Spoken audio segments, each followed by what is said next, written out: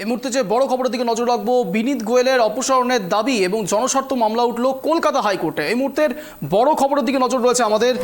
Kolkata police commissioner বিনীত গোয়েলের অপসারণের দাবি, তা নিয়ে এবার জনস্বার্থ মামলায় কলকাতা হাইকোর্টের প্রধান বিচারপতি ডিভিশন বেঞ্চে দৃষ্টি আকর্ষণ। এ বিষয়ে বিস্তারিত কথা বলবো। এই মুহূর্তে রয়েছে আমাদের সঙ্গে আমাদের প্রতিনিধি রিমিক মাঝি। আমরা জোড়ার চেষ্টা করবো, যোগাযোগ বিচ্ছিন্ন হয়েছে। সুপ্রিম কোর্টে মামলার শুনানি আগামী 17 সেপ্টেম্বর। আপনারা জানেন আরজিকর ইস্যুকে কেন্দ্র করে ইতিমধ্যেই তোলপাড় হচ্ছে সমস্ত দেশ এবং দেশের বাইরে বিদেশেও বিভিন্ন জায়গাতে এই ইস্যুকে কেন্দ্র করে জোরদার চলছে। যাবতীয় আক্রমণ আসছে রাজ্য সরকারের ওপরে। সেদিকে তাকিয়ে কলকাতা হাইকোর্টে 18 সেপ্টেম্বর এই মামলার শুনানি হবে বলে জানালেন প্রধান বিচারপতি টি.এস. শিবজ্ঞানম এবং বিচারপতি হিরণময় ভট্টাচার্যের ডিভিশন বেঞ্চ। এই মুহূর্তে সবচেয়ে বড় খবরের দিকে নজর। কলকাতা পুলিশ কমিশনার বিনীত গোয়েলের অপসারণের দাবি, তা নিয়ে এবার জনস্বার্থ মামলায় কলকাতা হাইকোর্টের প্রধান বিচারপতি ডিভিশন বেঞ্চের দৃষ্টি আকর্ষণ।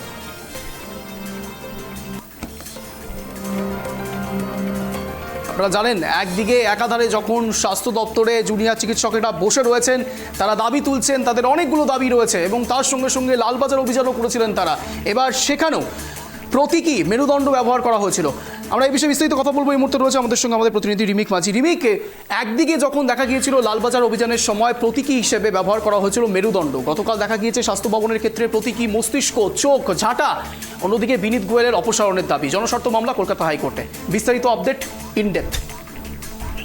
দেখো অঞ্জন, তুমি যে কথাটা বললে যে সত্যি লালবাজার অভিযানের সময় আমরা দেখেছিলাম প্রত্যেকটি মেরুদণ্ড, এবার জুনিয়র ডাক্তাররা দেখলাম যে তারা মস্তিষ্ক, চোখ নিয়ে গেছে। তাদের দাবি হচ্ছে স্বাস্থ্য ভবন গোটা ঘটনাটায় মস্তিষ্ক দিয়ে বিচার বিবেচনা করুক, বুদ্ধি দিয়ে বিচার বিবেচনা করুক।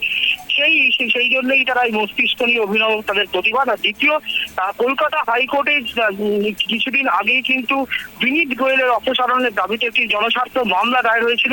তার বিরুদ্ধে যে মামলা করেছিলেন মামলাকারী আইনজীবী অমৃতা পান্ডে, তিনি অভিযোগ করেছিলেন যেখানে সুপ্রিম কোর্ট থেকে শুরু করে রাজ্য প্রশাসন সবাই যখন পরিষ্কার নির্দেশ দিচ্ছে যে এই আরজিকর হাসপাতালের নির্যাতিতা তরুণী চিকিৎসকের নাম কোনোভাবেই প্রকাশ্যে আনা যাবে না, প্রকাশ্যে বলা যাবে না, সেখানে কলকাতার পুলিশ কমিশনার তিনি এই নির্যাতিতা চিকিৎসকের নাম বহুবার প্রকাশ্যে এনে নিয়মভঙ্গ করেছেন।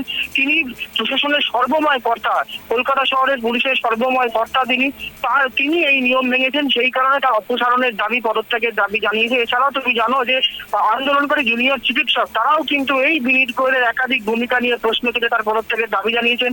সেই নিয়ে মুখ্যমন্ত্রী মমতা বন্দ্যোপাধ্যায় তিনি জানিয়েছেন যে বিনীত গোয়েল পদত্যাগ করতে চেয়েছিলেন, কিন্তু যেহেতু সামনে পুজো রয়েছে, ল অ্যান্ড অর্ডারের ব্যাপার রয়েছে, সেই জন্য তারা পদত্যাগ অ্যাকসেপ্ট করেননি। সেই জায়গায় দাঁড়িয়ে কলকাতা হাইকোর্টে যখন আবারও আজকে এই বিনীত গোয়েল, কলকাতা পুলিশ কমিশনার বিনীত গোয়েলের অপসারণের যে দৃষ্টি আকর্ষণ করা হয় প্রধান বিচারপতির কাছে, প্রধান বিচারপতি টি.এস. শিবজ্ঞানম এবং বিচারপতি হিরণময় ভট্টাচার্য ডিভিশন বেঞ্চ জানিয়েছেন যে যেহেতু সুপ্রিম কোর্টে এই সমস্ত বিষয় নিয়ে আগামী 17 সেপ্টেম্বর শুনানি রয়েছে, তাই তার আগে এই নিয়ে হাইকোর্ট কোনো হস্তক্ষেপ করবে না। 18 সেপ্টেম্বর কলকাতা হাইকোর্টে এই আরজিকর ইস্যু নিয়ে এবং এই বিনীত গোয়েলের পদত্যাগে বা বিনীত গোয়েল সংক্রান্ত আরো একাধিক ইস্যু নিয়ে মামলা রয়েছে।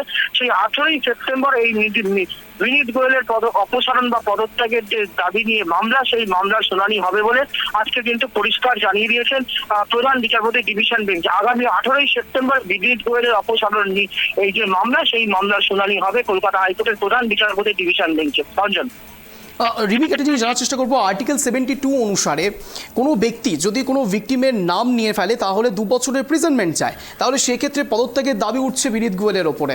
এবার এই আপডেট কোন দিকে যেতে পারে বলে তুমি মনে করছো? এতদিন ধরে তুমি অনেক রাজনৈতিক বিশ্লেষণ করেছো, সেই দিক থেকে দেখো রাজ্য প্রশাসনের কাছে এবং রাজ্য সরকারের কাছে যথেষ্ট যে চাপ রয়েছে সেটা কিন্তু আগের দিন মুখ্যমন্ত্রী মমতা বন্দ্যোপাধ্যায় কিন্তু স্বীকার করে নিয়েছেন প্রকারান্তরে।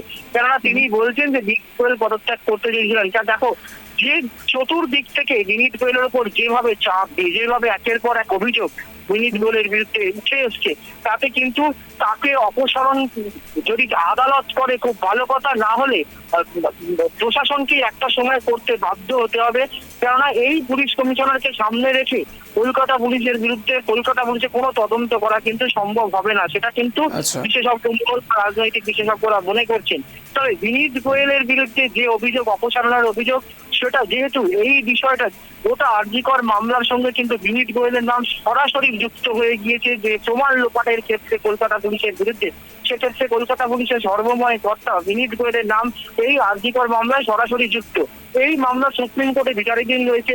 এই যে সুপ্রিম কোর্টে কিন্তু সিবিআই কিন্তু এই যে কারা হত্যাকারী, কারা ধর্ষক, তাদের তদন্ত করার পাশাপাশি সন্দীপ ঘোষের দুর্নীতির বিরুদ্ধে তদন্ত করার পাশাপাশি আরো একটা তদন্ত প্যারালাল ভাবে কিন্তু সিবিআই করে যাচ্ছে। সেটা হচ্ছে যে আরজিকর হাসপাতালের ঘটনা, যে প্রমাণ লোপাটের যে অভিযোগ, সেই প্রমাণ লোপাটের অভিযোগের সঙ্গে কারা যুক্ত ছিল এবং কাদের নির্দেশে পুলিশ বা অন্য ব্যক্তি যারা যুক্ত ছিল তারা করেছে।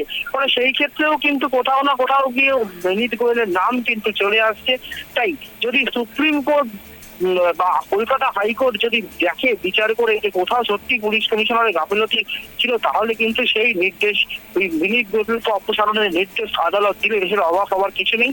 তবে যেটা কথা মুখ্যমন্ত্রী বলছেন যে যেহেতু সামনে পুজো রয়েছে, ল অ্যান্ড অর্ডার দেখে গোটা বিষয়টা বিবেচনা করার জন্য আদালত হয়তো রাজ্যকে নির্দেশ দেবে এবং দিতে পারে, এবং বিনীত গোয়েলকে অপসারণ করা সেটা পুজোর আগে হোক বা পুজোর পরে হোক, সেটা যে হবে তাতে কোনো সন্দেহ নেই। রঞ্জন, বুঝতে পেরেছি। তাহলে স্বাভাবিকভাবে খুব একটা চাপা অস্বস্তি কাজ করছে বিনীত গোয়েলের জন্য। অনেক ধন্যবাদ রিমিক।